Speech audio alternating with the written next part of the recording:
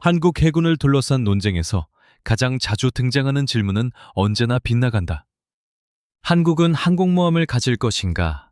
라는 질문 자체가 이미 늦었다. 지금 문제의 핵심은 항모의 존재 여부가 아니라 항공기를 얼마나 빠르고 얼마나 자주, 얼마나 효율적으로 반복 발진시킬 수 있는 구조를 누가 통제하느냐에 있다. 이 지점에서 한국이 던진 신호는 조용하지만 결코 가볍지 않다. 해외 방산 전문 매체들이 최근 몇 년간 미국 해군의 전력 운영 구조를 분석하며 공통적으로 지적한 변화는 분명하다. 항공모함의 성능을 가르는 기준이 더 이상 함재기 숫자가 아니라는 점이다. 발진을 얼마나 빠르게, 얼마나 자주, 얼마나 효율적으로 반복할 수 있느냐가 전력의 상한선을 결정한다는 분석은 단순한 기술 평가가 아니라 운용 철학의 전환을 의미한다. 그리고 이 변화의 중심에 항상 등장하는 키워드가 전자식 사출 장치, 즉 EMALS다. EMALS는 고출력 전력 제어 기술의 집합체다. 항공기를 밀어내는 힘보다 더 중요한 것은 순간적으로 쏟아지는 전력을 어떻게 저장하고 어떻게 분배하며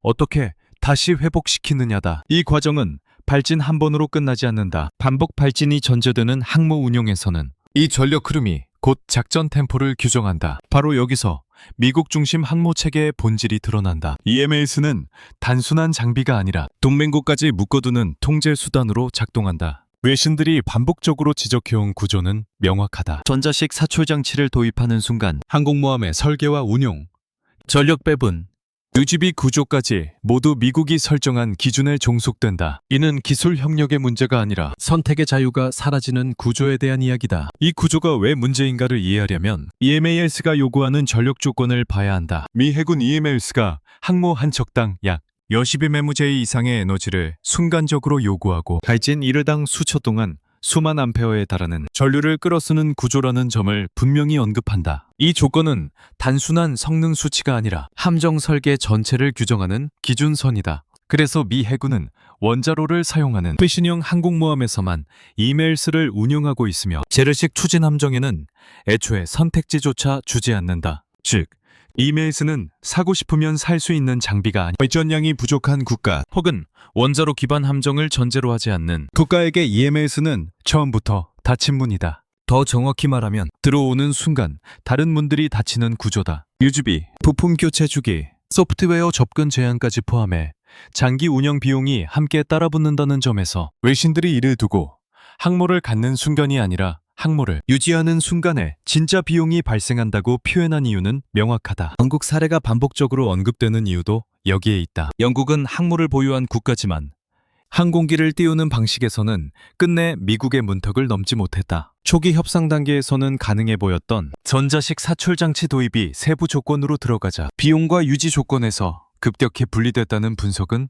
우연이 아니다. 이는 영국의 기술력이나 의지의 문제가 아니라 미국 중심 항모 체계가 만들어낸 구조적 장벽의 결과다. 이런 맥락에서 한국이 전자식 사출 장치라는 단어를 영국어제로 끌어올렸다는 사실은 해외 분석가들에게 전혀 다른 신호로 읽히기 시작했다. 항모를 만들겠다는 선언보다 항모를 통제당하지 않겠다는 선언에 가깝다는 해석이 나온 이유다. 한국은 처음부터 미국과 같은 길을 갈 생각이 없다는 점을 이 선택 하나로 드러냈다. 특히 해외 매체들이 주목한 부분은 한국이 유인 전투기를 전제로 한 대형 항모를 당장 만들 가능성이 높지 않다는 점이다. 대신 무인기 중심의 발진 체계에 집중하고 있다는 분석이 뒤따른다. 무인기는 상대적으로 가볍고 발진에 필요한 에너지 요구량이 낮다. 동시에 인명 손실이라는 정치적 부담에서도 자유롭다. 이는 비용과 위험을 동시에 낮추는 선택이며 미국식 항모 모델이 전제하는 고출력 고비용 구조와는 명확히 다른 방향이다. 여기서 중요한 것은 한국이 EMALS를 도입하려는 것이 아니라 EMALS가 전제하는 구조 자체를 다시 계산하려 한다는 점이다. 국방과학연구소가 발주한 전력체계 모델링이라는 표현은 장비 하나를 설계하겠다는 뜻이 아닌 발진기, 출력부터 에너지 저장 장치, 충전 속도, 발진 간 간격까지를 수치로 엮어 함정 전체를 하나의 전기 시스템으로 다시 계산하겠다는 의미에 가깝다. 이 선택은 항모 논쟁의 초점을 완전히 바꾼다. 더 큰 배를 만들 것인가, 더 많은 함재기를 싣는가의 문제가 아니라 누가 발진 리듬을 통제하고 그 통제권이 어디에 남느냐의 문제로 이동시킨다. 그리고 이 지점에서 한국의 접근은 미국, 일본, 중국, 어느 쪽과도 같지 않은 방향을 가리키고 있다. 그 방향이 어디까지 허용될지, 그리고 어떤 새로운 불균형을 만들어낼지는 아직 계산이 끝나지 않았다. EMALS를 둘러싼 논의가 자주 기술 비교로 축소되는 순간, 핵심은 흐려진다. 전자식 사출 장치는 더 진보된 캐터펄트가 아니라 항모 운용의 기준선을 외부로 고정시키는 장치다. 반복해서 강조하듯 EMALS는 항공기를 밀어내는 기계가 아니라 고출력 전력 제어 체계의 집합이며, 그 체계를 받아들이는 순간 항모는 더 이상 개별 국가의 자산으로만 기능하지 않는다. 해외 방산 매체들이 공통적으로 지적해온 지점은 명확하다. 전자식 사출 장치를 도입하면 항공모함의 설계 단계부터 운용 개념, 전력 배분 방식, 유지비 구조까지 하나의 기준에 묶인다. 이는 단순한 상호 운용성 문제가 아니다. 설계는 발전량을 전제로 다시 계산되고, 운용은 발진 간 충전 리듬에 맞춰 재조정되며, 유지와 보수는 특정 부품 주기와 소프트웨어 접근 권한에 종속된다. 결과적으로 항모는 국가가 만든 무기가 아니라 기준을 실행하는 플랫폼으로 성격이 변한다. 이 구조가 작동하는 방식은 EMALS가 요구하는 전력 조건에서 드러난다. 제시한 수치는 상징적이다. 미 해군 EMALS는 항모 한 척당 약 120메고절 이상의 에너지를 순간적으로 요구하고, 발진 이르당 수초 동안 수만 암페어 규모의 전류를 끌어쓴다. 이 수치는 성능 자랑이 아니라 항모 전체 설계의 하한선을 규정하는 조건이다. 발전량이 부족한 함정에서는 애초에 선택지조차 되지 않는 이유다. 그래서 미국은 원자로를 사용하는 최신형 항공모함에서만 EMALS를 운용하고 있고, 재래식 추진 함정에는 이 체계를 허용하지 않는다. 여기서 중요한 점은 이 전력 조건이 단순히 높다는 사실이 아니다. 순간 전력의 저장, 분배, 회복을 어떻게 설계하느냐가 발진 리듬을 좌우하고, 그 리듬이 곧 항모 전력의 상한선을 결정한다는 점이다. EMALS를 도입한 국가가 독자적으로 이 영역을 재설계할 여지는 제한적이다. 기준은 이미 정해져 있고, 변경은 곧 호환성 문제와 직결된다. 이 때문에 EMALS는 장비 구매 이후가 아니라 운용 단계에서 통제 수단으로 작동한다. 외신들이 이 구조를 동맹을 묶어두는 장치로 표현한 이유도 여기에 있다. 동맹국이라 해도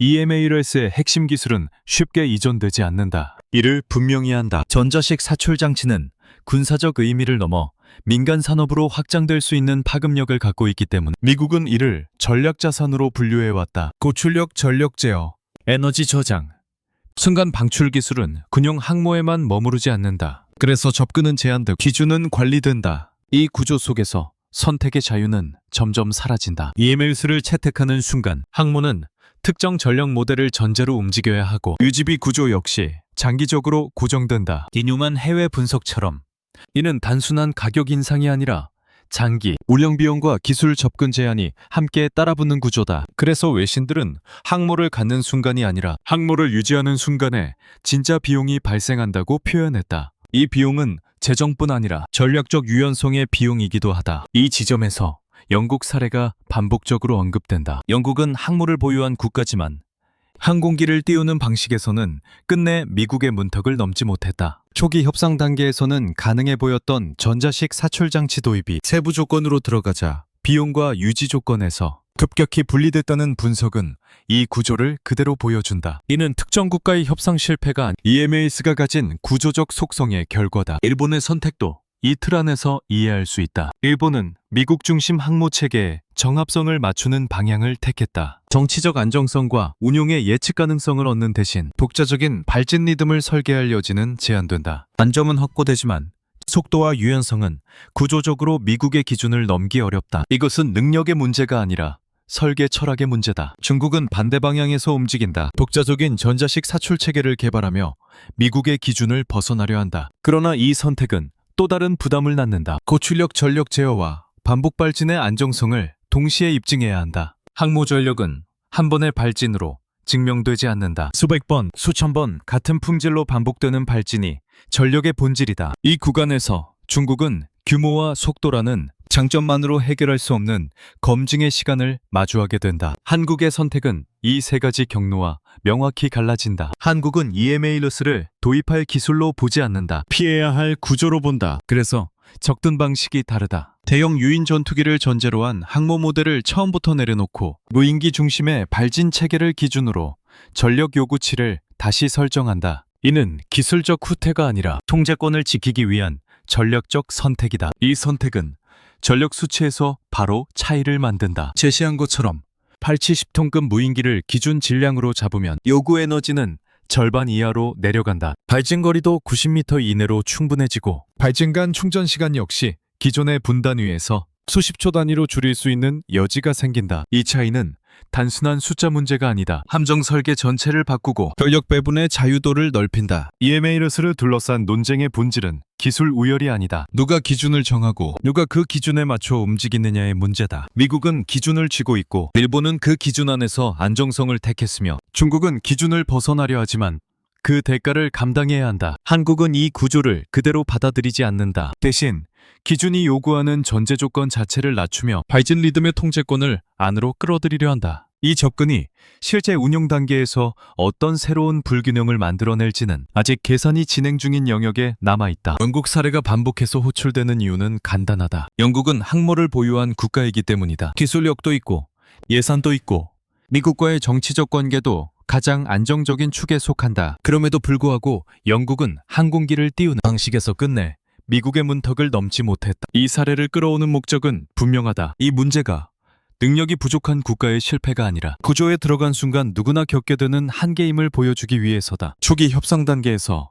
영국의 선택은 합리적으로 보였다. 전자식 사출 장치 도입은 가능해 보였고 기술적 장벽도 넘을 수 있을 것처럼 보였다. 문제는 단순한 장비 가격 인상이 아니었다. 장기 운영 비용, 유지 조건, 그리고 기술 접근 제한이 동시에 따라붙는 구조가 드러났다. 이는 비싸다의 문제가 아니라 통제 범위가 어디까지 확장되는가의 문제였다. 외신들이 이 상황을 두고 항모를 갖는 순간이 아니라 항모를 유지하는 순간에 진짜 비용이 발생한다고 표현한 이유도 여기에 있다. 항모는 건조 시점에서 끝나는 자산이 아니다. 특히 전자식 사출 체계는 반복 발진을 전제로 하는 만큼 유지와 운용이 곧 전력의 핵심이 된다. 2단계에서 기준이 외부에 있으면 국가는 선택권을 잃는다. 영국은 항모를 가졌지만 발진 리듬을 독자적으로 설계할 수 있는 권한은 확보하지 못했다. 이 지점은 영국의 의사결정 구조를 비난하기 위한 사례가 아니다. 오히려 영국은 가장 정직한 사례에 미국 중심 항모 체계가 요구하는 조건을 잇는 그대로 마주한 첫 번째 동맹국이었기 때문이다. 초기에는 기술 협력의 문제로 보였던 사안이 시간이 갈수록 운영 주권의 문제로 전환되는 과정이 영국에서 가장 선명하게 드러났다. 그래서 이 사례는 실패담이 아니라 경고에 가깝다. 일본은 이 경고를 무시하지 않았다. 일본은 영국처럼 넘어보는 선택을 하지 않았다. 대신 처음부터 미국이 설정한 기준 안으로 들어가는 방향을 택했다. 정치적 안정성과 예측 가능한 운영을 확보하는 대신 독자적인 발진 체계나 전력 리듬을 설계할 여지는 제한된다. 일본 해상 전력은 안정적이지 미국의 속도를 넘어서기 어려운 구조를 받아들인 셈이다. 이는 일본의 기술력이 부족해서가 아니라 의사결정의 우선순위가 달랐기 때문이다. 중국은 또 다른 선택을 했다. 영국의 사례를 지켜본 뒤 같은 구조 안으로 들어가지는 않겠다고 판단한 것이다. 그래서 미국 중심의 기준에서 벗어나기 위해 독자적인 전자식 사출 체계를 개발하는 방향을 택했다. 다만 이 선택은 또 다른 부담을 동반한다. 고출력 전력 제어와 반복 발진의 안정성을 동시에 확보해야 하고 이 두 요소는 단기간의 시연으로 증명되지 않는다. 항모 전력은 단발성 성과로 평가되지 않으며 지속적인 반복 운용에서 동일한 품질을 유지할 수 있는지가 전력의 실질적 기준이 된다. 이 구간에서 중국은 이미 방향을 정했지만 그 결과가 구조적으로 검증되기까지는 시간이 더 필요한 위치에 머물러 있다. 한국은 영국의 사례를 기술 실패로 해석하지 않는다. 전략적 순서의 문제로 본다. 영국은 항모를 먼저 정했고 그 다음에 사출 방식을 끼워 맞추려 했다. 그 결과 선택지는 점점 줄어들었다. 한국은 이 순서를 뒤집는다. 사출 방식과 전력 구조를 먼저 계산하고 그에 맞는 항모의 형태를 나중에 정한다. 그래서 대형 유인 전투기를 전제로 한 항모 모델을 처음부터 선택지에서 제외한다. 이 접근은 겉으로 보면 소극적으로 보일 수 있다. 항모를 소유하는 것이 목적이 아니라 항공 전력을 어떻게 통제하느냐가 목적이 된다. 영국이 항모를 갖고도 통제권을 충분히 확보하지 못한 이유가 바로 여기에 있다. 영국 사례가 던지는 메시지는 단순하다. 항모 전력에서 진짜 분기점은 구매 시점이 아니라 유지 시점, 건조 능력이 아니라 운용 주권이다. 이 구조를 먼저 본 국가와 나중에 깨닫는 국가 사이에는 시간이 쌓일수록 격차가 벌어진다. 한국은 이 경고를 이미 읽었고 그에 따라 선택의 순서를 바꿔놓았다. 다만 이 선택이 실제로 어느 지점까지 구조적 우위를 만들어낼 수 있는지는 아직 다음 단계의 조건들이 남아있는 상태다. 항모 전력 논의가 기술 경쟁으로 보이는 순간 가장 중요한 기준은 종종 흐려진다. 전자식 사출 장치를 둘러싼 논쟁의 핵심은 더 진보된 장비를 가졌느냐가 아니라 그 장비가 요구하는 전력 조건을 누가 감당할 수 있느냐에 있다. 이 지점에서 해외 분석가들이 반복적으로 인용하는 수치가 바로 약 120메구줄다. 이 숫자는 성능을 자랑하기 위한 지표가 아니라 항모 설계 전체를 규정하는 구조적 한계선에 가깝다. 전자식 사출 장치는 발진 순간에 막대한 전력을 한꺼번에 요구한다. 발진 1회당 수초 동안 수만 암페어 규모의 전류가 흐르고 이 전력을 다시 짧은 시간 안에 회복시켜야 다음 발진이 가능해진다. 여기서 중요한 것은 단순히 전기를 많이 쓴다는 사실이 아니다. 문제는 순간 전력의 저장, 분배, 회복을 반복적으로 안정화할 수 있느냐다. 이 과정이 조금이라도 흔들리면 발진 간 간격은 늘어나고 항모의 작전 템포는 즉시 떨어진다. 이 조건이 왜 중요한지는 미 해군의 선택이 설명해준다. 미국은 전자식 사출 장치를 원자로를 사용하는 최신형 항공모함에서만 운용한다. 재래식 추진 함정에는 애초에 선택지조차 주지 않는다. 이는 기술적 차별이 아니라 전력 공급 구조의 차이다. 원자로는 대규모 순간 전력을 반복적으로 제공할 수 있지만 재래식 추진 체계는 그 요구를 감당하기 어렵다. 다시 말해 EMALS는 장비 문제가 아니라 발전 방식의 문제다. 이 지점에서 항모의 크기와 배수량은 결과로 밀려난다. 배가 크기 때문에 전자식 사출 장치를 쓰는 것이 아니라 전자식 사출 장치가 요구하는 전력 구조 때문에 배가 커질 수밖에 없는 상황이 만들어진다. 발전기를 늘리면 중량이 증가하고 중량이 늘어나면 추진 구조가 바뀌며 추진 구조가 바뀌면 유지비가 급격히 상승한다. 이 연쇄는 어느 한 단계에서 끊을 수 있는 문제가 아니다. 그래서 미국식 항모 모델은 구조적으로 고비용을 전제로 한다. 해외 매체들이 전자식 사출 장치를 두고 항모 위에 얹힌 또 하나의 발전소라고 표현한 이유도 여기에 있다. 전력 수요가 커질수록 항모는 점점 전력, 생산과 관리에 더 많은 공간과 자원을 할애해야 한다. 그 결과 항모는 전투 플랫폼이라기보다 전력 운반체에 가까워진다. 이 구조에서 항모 운용의 자유도는 점점 줄어든다. 발진 리듬을 높이려 하면 전력 부담이 커지고 전력 부담을 줄이려 하면 출격 템포가 제한된다. 이 벽을 넘을 수 있는 국가는 많지 않다. 원자로 기반 항모를 보유한 국가는 제한적이고 그마저도 장기 유지 비용과 정치적 부담을 동시에 감당해야 한다. 이 조건은 단순히 돈이 많으면 된다는 문제를 넘어서 국가 산업 구조와 에너지 기술 수준을 전제로 한다. 그래서 전자식 사출 장치는 쉽게 이전되지 않는다. 고출력 전력 제어와 에너지 관리 기술은 군사, 영역을 넘어 민간 산업으로 확장될 수 있기 때문에 전략 자산으로 분류되고 통제된다. 이 지점에서 한국의 접근은 분명히 갈라진다. 한국은 이 120메구제이라는 기준선을 그대로 받아들이지 않는다. 처음부터 유인 전투기를 전제로 한 발진 구조를 내려놓고 발진 질량과 요구 에너지를 다시 설정한다. 발진에 필요한 전력을 낮추면 전력 저장과 회복에 요구되는 조건도 함께 낮아진다. 이는 단순히 덜 쓰는 방식이 아니라 항모 설계의 출발점을 바꾸는 선택이다. 해외 분석가들이 주목한 것은 바로 이 지점이다. 전자식 사출 장치의 약점으로 지적되온 과도한 전력 소모를 더 많은 발전으로 해결하려는 것이 아니라 요구치 자체를 낮추는 구조로 접근한다는 점이다. 이 접근은 미국식 항모 모델이 전제하는 조건과 정면으로 충돌하지 않는다. 대신 그 조건을 피해 들어가며 다른 해법을 만든다. 이 선택은 단기적으로 눈에 띄지 않는다. 대형 항모의 배수량도 공식 명칭도 아직 나오지 않는다. 그러나 발진에 필요한 전력의 기준선을 어디에 두느냐는 문제는 몇 년 뒤 항모가 어떤 형태로 나타날지를 사실상 결정한다. 전력의 벽을 그대로 넘을 것인지 아니면 벽의 높이를 낮출 것인지는 이미 갈라졌다. 그리고 이 갈림길에서 한국이 선택한 방향은 아직 완전히 드러나지 않은 다음 단계의 조건들을 남겨두고 있다. 전력의 벽을 어떻게 넘느냐는 질문은 결국 어떤 기준을 놓고 계산을 시작하느냐의 문제로 돌아온다. 미국식 항모 모델은 유인 전투기를 전제로 설계된다. 이 전제는 자연스럽게 발진 질량을 키우고 요구 에너지를 끌어올리며 전력 회복에 필요한 시간을 늘린다. 그 결과가 120메구줄라는 기준선이다. 반면 한국이 설정한 출발점은 다르다. 처음부터 유인 전투기 기준을 내려놓고 80톤급 무인기를 기준 질량으로 잡는다. 이 선택 하나로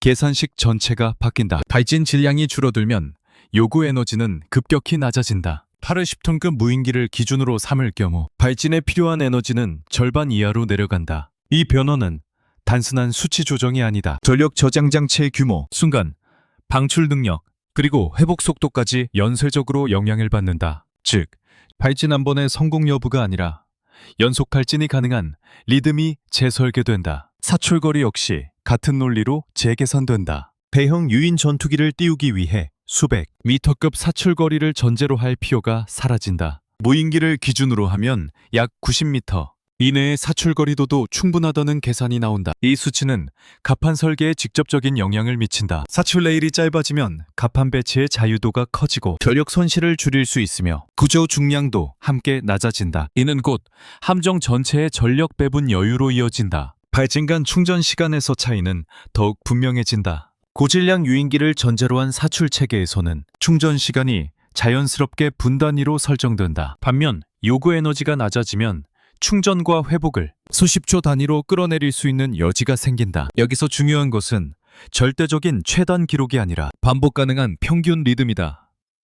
발진 템포가 안정적으로 짧아질수록 항모의 실질 전투 지속력은 비약적으로 올라간다. 이 지점에서 전력 효율이라는 키워드가 단순한 미덕이 아닌 전력 구조의 중심 변수로 떠오른 전자식 사출 장치의 약점으로 지적되어 과도한 전력 소모를 더 큰 발전량으로 덮는 방식은 한계가 명확하다. 대신 요구치를 낮추는 구조로 접근하면 발전기를 늘리지 않아도 된다. 그만큼 레이더, 전투체계, 센서 운용에 돌릴 수 있는 전력이 늘어난다. 이는 단일 장비의 성능 향상이 아니라 함정 전체, 전투체계의 균형 변화를 의미한다. UGB 구조 역시 여기서 갈라진다. 대형 유인기 기준의 전자식 사출 체계는 전력 설비와 냉각, 유지 인력이 함께 따라붙는다. 반면 무인기 중심 사출 체계는 초기 설계 단계에서부터 유지비를 낮출 수 있는 조건을 갖는다. 이는 단기 성과가 아니라 장기 운용에서 누적되는 격차. 이 접근은 항모의 역할 자체를 다시 정의한다. 항모는 더 이상 대형 전투기를 띄우는 상징적 플랫폼이 아니라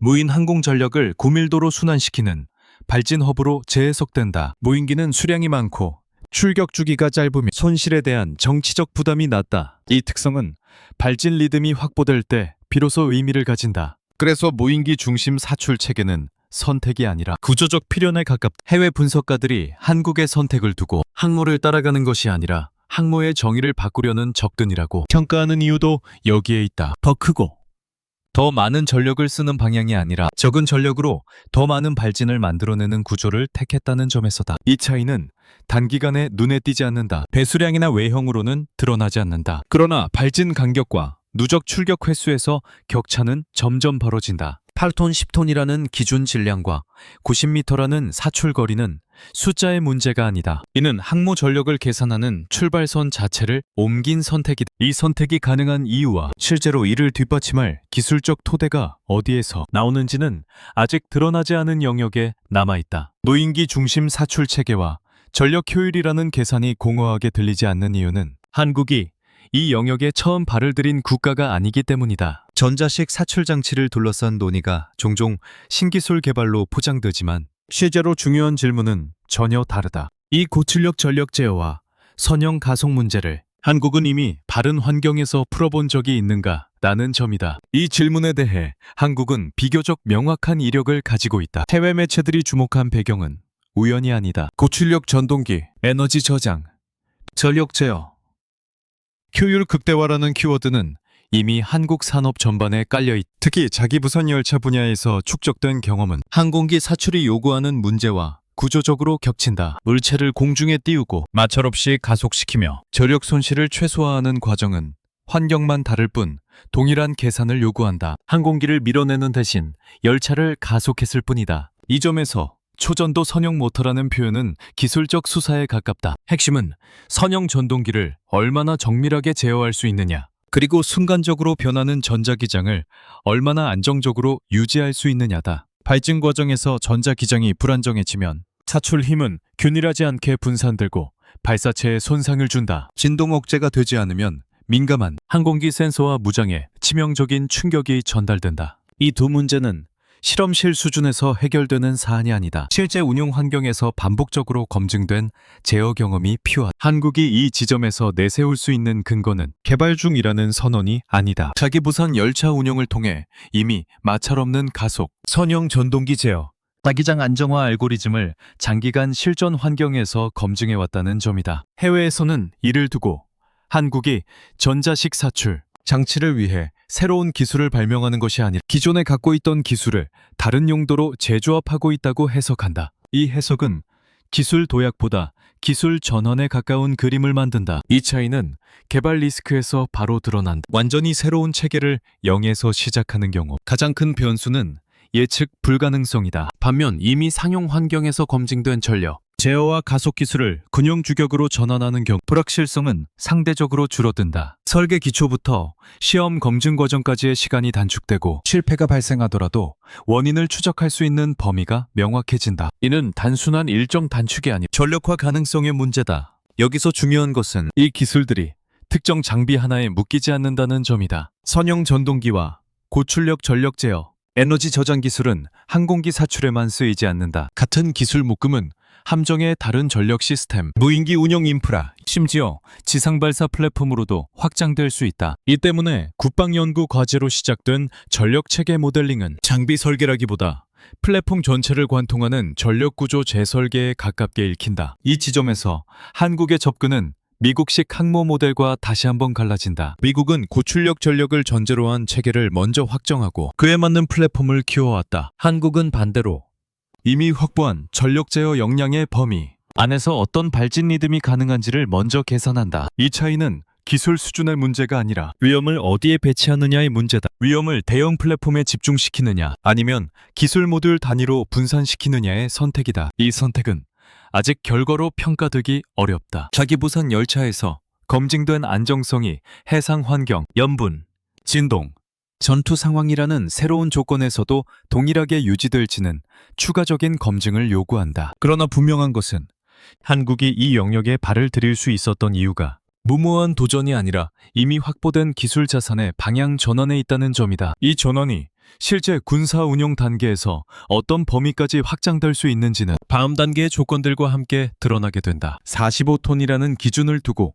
일부는 여전히 너무 크다는 반응부터 내놓는다. 이런 반응이야말로 한국이 무엇을 하고 있는지 못 본다는 증거다. 45톤은 무게의 자랑이 아니다. 운용 범위를 숫자로 못 박는 방식이다. 그리고 이 숫자는 의외로 정직하다. 어떤 전력을 어디까지 끌고 가겠다는지 말이 아니라 설계 기준선으로 선언했기 때문이다. 이 기준을 이해하려면 먼저 비교 대상이 필요하다. 제시된 수치가 이미 답을 준 F-35B의 이륙 중량이 약 27톤, 무장을 포함한 F-15K의 최대 이륙 중량이 약 36톤으로 언급된다. 여기에 향후 경무인 스텔스 플랫폼의 작전 중량이 15톤, 25톤 수준으로 제시된다. 45톤은 이 범주를 모두 끌어안는 안정 여유선이, 즉 어떤 기체를 띄울 수 있느냐보다 어떤 기체가 올라와도 발진 품질을 무너뜨리지 않겠다는 선언에 가깝다. 여기서 핵심은 최대치가 아니다. 전자식 사출 체계의 승부는 단발 성능이 아니라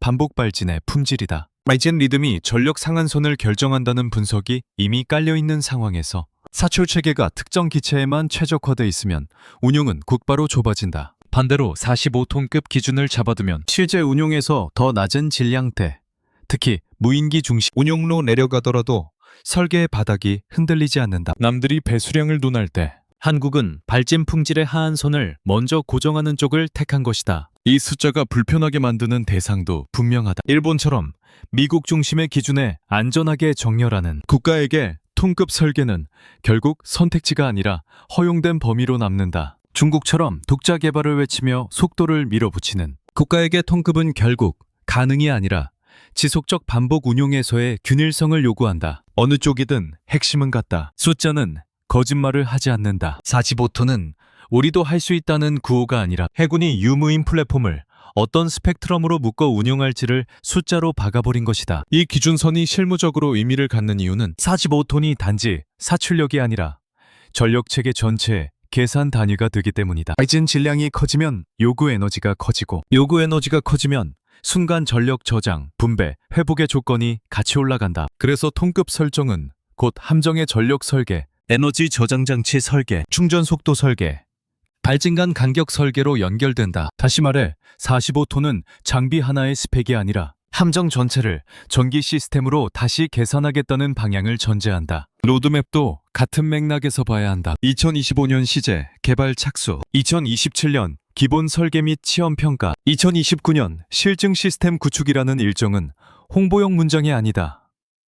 언제 완성하겠다가 아니라 언제까지 무엇을 검증 단계로 올리겠다에 가까운 구조다. 특히 2029년 실증 시스템 구축이라는 표현은 실험실 시연이 아니라 운용 가능한 수준의 검증 단계를 분명히 설정했다는 뜻이 든다. 말로만 가능을 외치는 쪽과 달리 한국은 최소한 시간표를 검증 단계에 맞춰 쪼개 걸어두었다. 또 하나 짚고 넘어갈 부분은 45톤의 의미가 유인기 전용으로 고정되지 않는다는 점이다. 한국이 이미 무인기 중심 운용을 핵심 축으로 삼화 요구치를 낮추는 방향을 병행한다는 흐름이 깔려 있다면 45톤은 오히려 무인기 운용을 더 강하게 만든다. 설계 상한이 높을수록 실제 운용에서 낮은 질량대로 내려왔을 때 남는 것은 여유다. 여유는 곧 발진 간 충전 시간, 발진 품질, 유지비 구조에서의 선택지를 만든다. 한국이 원하는 것은 한 번 띄우는 장면이 아니라 바다 위에서 반복 발진을 산업 구조로 바꾸는 것이다. 문제는 여기서부터다. 45톤급 기준이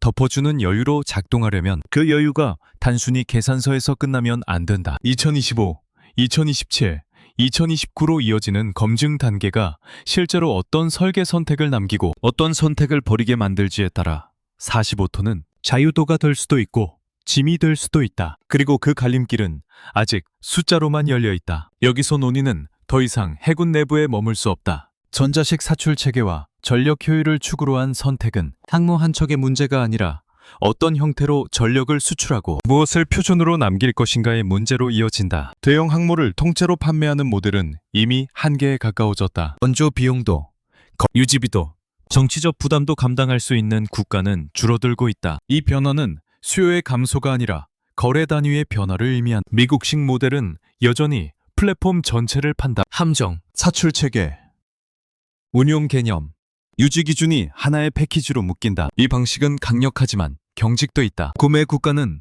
항모를 얻는 동시에 전력 운용의 기준을 외부에 맡긴다. 일본이 선택한 것도 이 구조다. 안정성과 동맹 정합성은 확보되지만 운용 방식은 설계 단계부터 이미 정해진다. 선택지는 넓지 않다. 한국이 택한 방향은 다르다. 항모라는 완성품보다 먼저 발진을 가능하게 하는 인프라에 초점을 맞춘다. 무인기 중심 사출 체계, 전력 저장과 분배, 충전 리듬, 반복 발진의 안정성, 이 요소들은 플랫폼과 분리될 수 있다. 상륙함, 지원함, 전용 무인기 운용함, 심지어 기존 함정의 개조까지 포함해 발진 인프라는 여러 형태의 선체 위에 얹힐 수 있다. 거래 대상이 배가 아니라 운용 능력으로 이동한다. 이 구조는 유지비에서 차이를 만든다. 대형 항모 패키지는 도입 순간보다 운영 단계에서 비용이 폭증한다. 반면 모듈화된 발진 인프라는 초기 투자 규모를 낮추고 유지 구조를 단순화할 수 있다. 전자식 사출 체계를 국산 전력 구조로 설계할 경우 기존 방식 대비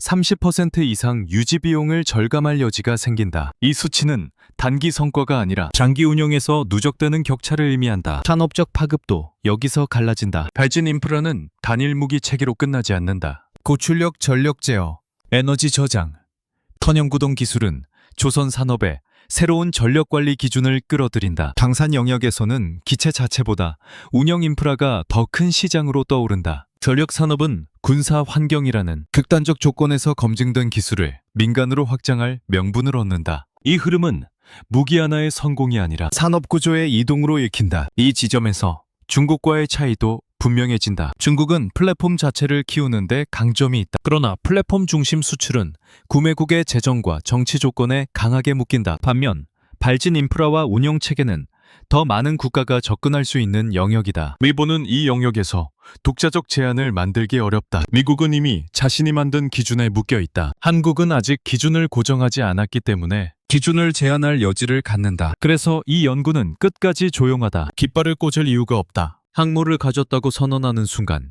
논의는 상징과 체급으로 흘러간다. 배신, 항모 없이도 같은 효과를 내는 구조를 준비하면 평가는 자연스럽게 운용 결과와 산업 확장성으로 이동한다. 몇 년 뒤 바다 위에서 몇 대의 항공기를 띄웠느냐보다 어떤 발진 인프라가 여러 국가의 기준으로 채택됐느냐가 더 중요한 지표가 된다. 문제는 이제 기술이 아니라 선택의 연쇄다. 발진 인프라를 모듈로 팔 것인지, 어느 수준까지 표준화할 것인지, 그리고 통제권을 어디까지 남길 것인지는 모두 다음 단계의 결정에 달려있다. 이 결정들이 어떤 방향으로 묶이느냐에 따라 한국의 선택은 새로운 시장을 열 수도 있고 아직 이름 없는 기준으로 남을 수도 있는 상태에 놓여 있다.